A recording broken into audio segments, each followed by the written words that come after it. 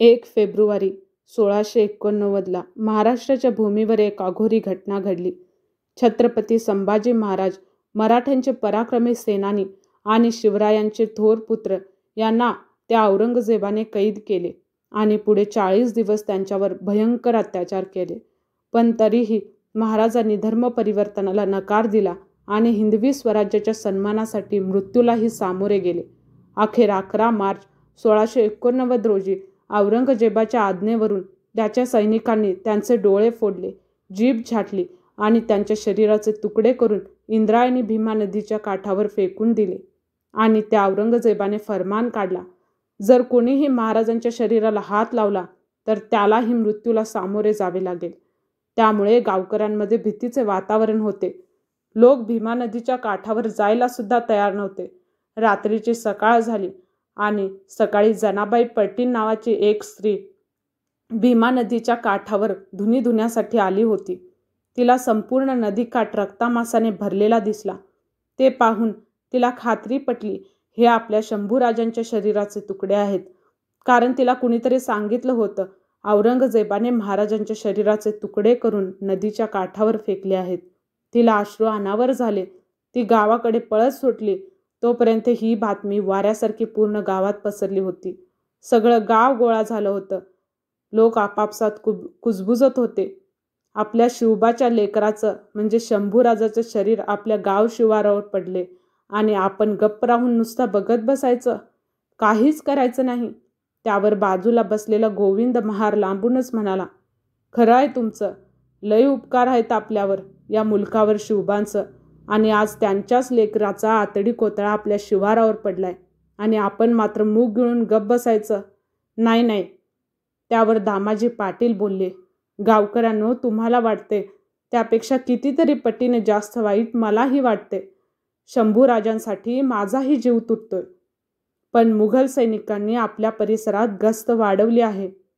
त्या औरंगजेबाची ताकद लय मोठी आहे. उगाच त्याला डिवचाय नको. असं म्हणल्यावर सगळे गावकरी परत आपापल्या घरी निघून गेले. पण जनाबाई पलटीण मात्र एकदम जिद्दीबाई होती. तिने गावातल्या बायकांना गोळा केले आणि थेट राधाई पाटलिनीच्या वाड्यावर गेली आणि घडलेला सर्व प्रकार सांगितला. आणि ती शिवबांनी, शंभूरायांनी आपल्यासाठी, आपल्या स्वराज्यासाठी काय काय केले आहे याची जाणीव करून देऊ लागली. शेवटी राधाई पाटलीन सुद्धा भीमा नदीच्या काठावर जायला तयार झाली. काही लोक अजून सुद्धा औरंगजेबाच्या भीतीने घरात लपून बसलेले होते. पण काही लोक पुन्हा जमा झाले. त्यांच्या मनात खरंच शंभूराजांविषयी तळमळ होती. त्यांना काहीही करून महाराजांच्या शरीराचे तुकडे गोळा करून त्यांचा अंत्यविधी करायचा होता. त्याच वेळी बाजूला बसलेल्या गोविंद महाराने जोरात ओरडून आवाज दिला, इथं आपल्या शिवबाच्या लेकराचं रक्तामासाचं तुकडं भीमा नदीच्या काठावर पडल्यात आणि आपण मात्र नामर्दासारखं बसून राहिलोय. त्यावर जनाबाई पलटीण सुद्धा म्हणाली, करून करून काय करणार आहे तो बादशाह? लय लय आपलं गाव जाळील एवढंच ना? त्याला घाबरून रोज रोज मरण्यापेक्षा एकदाच मेलेलं बरं. हे ऐकल्यावर जमलेले लोक अक्षरशः पेटून उठले आणि जमलेले सगळे लोक नदीच्या दिशेने चालू लागले. त्यामध्ये दामाजी पाटील सुद्धा होते. गावातील स्त्रिया सुद्धा राधाई पाटलिनीसोबत भीमा नदीच्या दिशेने शंभूराजांच्या शरीराचे तुकडे गोळा करण्यास जाऊ लागल्या. गोविंद महार हातात काठी घेऊन सगळ्यांच्या पुढे चालत होता. मध्यरात्री काळाकुट्टा अंधार झाला होता. मोघल सैनिक झोपलं होतं. त्याचाच फायदा घेत वडू गावातील जमलेल्या सर्व गावकऱ्यांनी शंभूराजांच्या शरीराचे तुकडे शोधण्यास सुरुवात केली.